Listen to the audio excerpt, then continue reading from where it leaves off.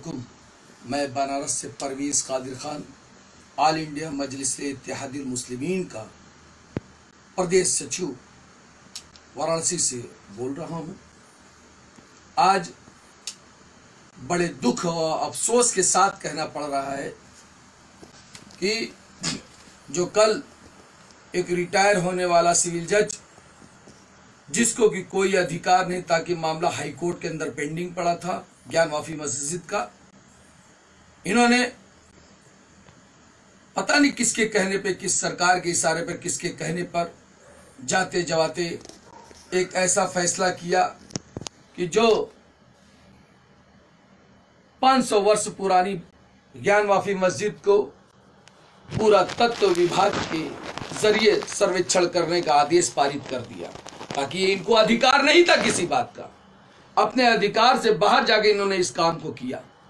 आज बताइए, कोई भी उठाई गिरा किसी भी मामले में, किसी भी मस्जिद के बारे में कह देगा कि इसके अंदर मंदिर थी, या कोई भी मुसलमान किसी मंदिर के बारे में कह देगा इसके नीचे हमारी मस्जिद या आस्थाने थे, तो क्या उसको पूरा तत्व विभाग सर्वेक्षण करेगा?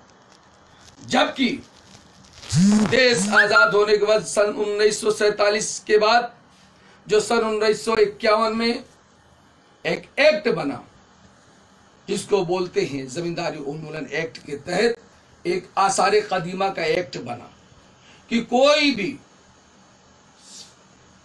सरकारी या पुरातत्व विभाग की इमारतें जो आसार कदीमा में शामिल हो गई हैं, उसके बारे में नुकसान पहुंचाने वाला, उसको तोड़ने वाला, उसको शहीद करने वाला, उसके बारे में गलत सोचने वाले को देशद्रोही करार दिया जाएगा।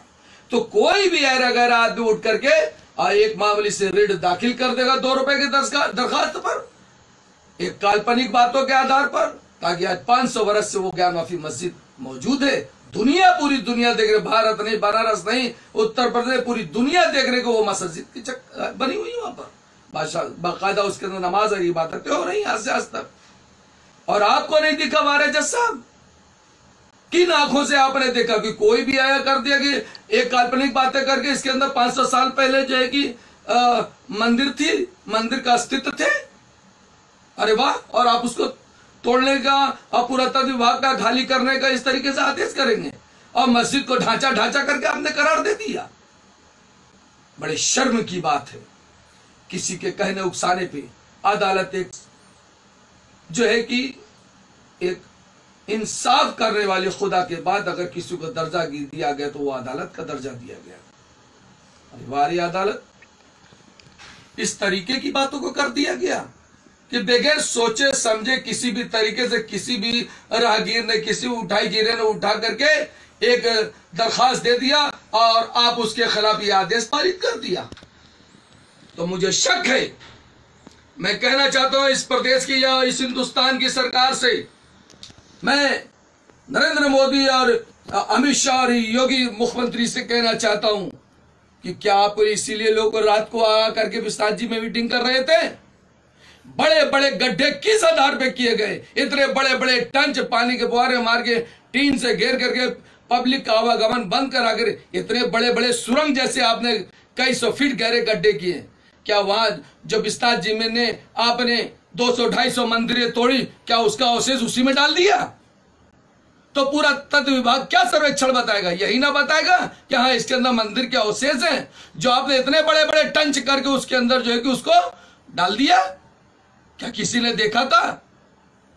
और आपने इस तरीके से करते हम उतने बड़े बड़े गड्ढे विस्तार कॉरिडोर के नाम पर मस्जिद को कर दिया, और आप तो सोचे थे कि यहां मंदिर खिल जाएगा। लेकिन खुदा की कुदरत कि वहां पर मस्जिद पूरी लहलहाने लगी, ऐसे गुंबद आपसे बर्दाश्त नहीं हुआ।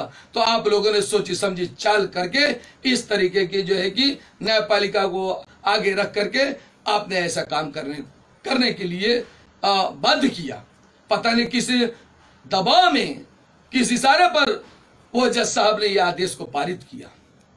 इसी तरह बाबरी मस्जिद के साथ किया गया था, जो 600 साल पुरानी मस्जिद पूरी दुनिया ने देखा, लेकिन किसी ने मंदिर वहां नहीं देखा था। लेकिन यही पूरा तत्व विभाग सर्वेक्षण करके अंदर ही अंदर इस तरीके का काम कर दिया, मस्जिद को नेस्तनाबूद कर दिया गया। क्या मुसलमानों को इसी तरह रहा जाएगा देश के अंदर? उनकी इबादतगाहों, उनके मदरसों, उनके लोगों को मतलब इस तरीके से परेशान किया जाएगा? मैं क्या करूं? कहां जाए मुसलमान भारत का? मैं आप लोगों से पूछना चाहता हूं, मैं हर उन इंसाफ पसंद अपने हिंदू भाइयों से पूछना चाहता हूं कि जब से ये लोग सरकार आए, खाली नफरत की तलवार बच्चों के हाथों में, नौजवानों के हाथों में दिया। इन्होंने कलम छीन लिया, नौकरी छीन ली, रोजी छीन लिया, रोटी छीन लिया, रोजगार छीन लिया। और नफरत की तलवार इन लोगों ने हमारे भाइयों के हाथों में दे दिया, चाहे वो मेरा हिंदू भाई का बच्चा, चाहे मुसलमान भाइयों, नफरत की दीवार कर दिया। ऐ मेरे बनारस के लोगों, ऐ मेरे प्यारे हिंदुस्तान के भाइयों, इस नफरत की बात को बुनियाद से जड़ के उखाड़ के फेंकने का काम करिए मेरे साथ सब लोग मिलकर। और मैं ये कहना चाहता हूं कि आप लोग जिस ताकत के बल पे इस तरीके का काम कर रहे हैं, ये गैर कानूनी, गैर इंसाफ बातें हैं। इरादतन अल्लाह ने अगर आपको ताकत दी है तो इस तरीके से गुमराह मत हो जाइए। और मैं चेतावनी देना चाहता हूं इस मजलिस के माध्यम से, ऑल इंडिया मजलिस इत्तेहादुल मुस्लिमीन के माध्यम से, यकीनन बता रहे अगर यही रवैया आप लोग का रहा तो आने वाला 2022 के चुनाव में मैं योगी जी आपसे कहना चाहता हूं, उत्तर प्रदेश के अंदर एक भी सीट आपने जीत पाओगे। हर सीट पे जमानत जब्त कराएगी मजलिस, ये इंशाअल्लाह मेरा वादा है, यकीनन बता रहा हूं आपसे। कितना हो, चाहे मोदी जी आके पैरवी कर ले, चाहे अमित शाह जी पैरवी कर ले, चाहे भागवत जी पैरवी कर ले, मैं बता दे रहा हूं एक सीट भी जीतना आप लोग के लिए मुश्किल हो जाएगा। मजलिस का ही हर जगह झंडा लहराएगा इंशाअल्लाह, अल्लाह अल्लाह के रसूल ने चाहा तो। इस तरीके से गैर कानूनी चीज बर्दाश्त नहीं की जाएगी। और मैं हकीकत बता रहा हूं, इस तरीके से इस्लाम से बुराई मत रखिए, ऐसी नफरत मत बोइए। ऐसा यहाँ का ताना बाना एक मोहब्बत अंदाज भरा था, बनारस की रस की तरह हर लोग रस में रंगे थे। आप लोग आकर के एक अभी अयोध्या में बाबरी मस्जिद के साथ आप लोगों ने इस तरीके से गैर इंसाफाना काम किया। पता नहीं सुप्रीम कोर्ट के मुंसफ ने इस तरीके से फैसला किया, क्या वो फैसला देने लायक की चीज थी? उसी तरह आप आगे ज्ञान माफी में, तो जब आपने गड्ढा करके अंदर मलबे के साथ साथ जो मूर्तियों को गाड़ दिया तो सर्वे पुरातत्व विभाग क्या बताएगा? जब आपने 250 मंदिरें तोड़ दी विश्वनाथ जी की, आज दुर्गा जी के पोखरे के पीछे जो है दुर्गा कुंड के पास पुल के नीचे तमाम मूर्तियां पड़ी हुई मिली।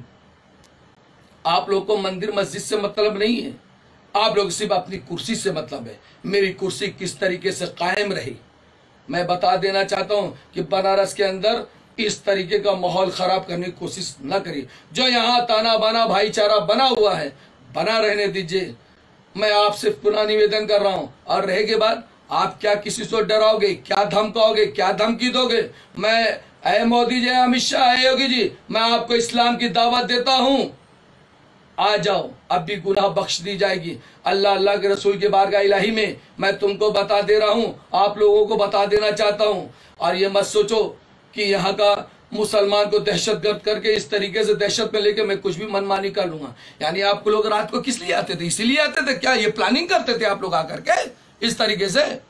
मैं दावे के साथ कहता हूं और मैं यहाँ बता दे रहा हूं, यहाँ एक कांधे से कांधा मिला के हिंदू भाई भी, मुसलमान भाई भी, सिख भाई भी, ईसाई भाई भी जिस तरीके से रहते चले आ रहे हो वैसे ही भाईचारा बना करके आप लोगों से जहर बोने से कोई जहर नहीं बो जाएगा।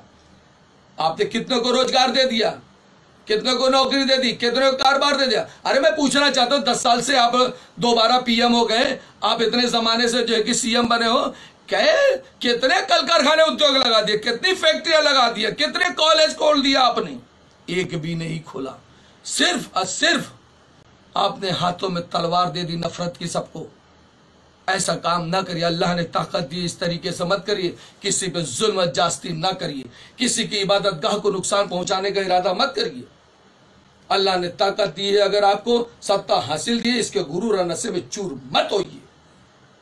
मैं आप लोगों को चेतावनी देना चाहता हूं। और रह गई बात कि जब आसार कदीमा की चीज जो दाखिल हो गई तो उसको तोड़ने और नुकसान करने वाला, पहुंचाने वाला देशद्रोही और राष्ट्रद्रोही कहलाता है। किसी मुसलमान ने तो नहीं कहा किसी मंदिर के लिए यहाँ आस्थाना है, यहाँ सैयद बाबा का आस्थाना या फला का आस्थाना है, किसी ने नहीं कहा। कि यहाँ मस्जिद है, किसी ने नहीं कहा। आज तक पूरे हिंदुस्तान में किसी मुसलमान ने नहीं कहा, किसी फिरके के लोगों ने नहीं कहा। आप लोग 500 साल, 600 साल, 1000 साल पुरानी चीज को कह रहे हैं कि यहाँ हमारी मंदिर है, यहाँ ये है। काल्पनिक बातों पे मत करिए। और हर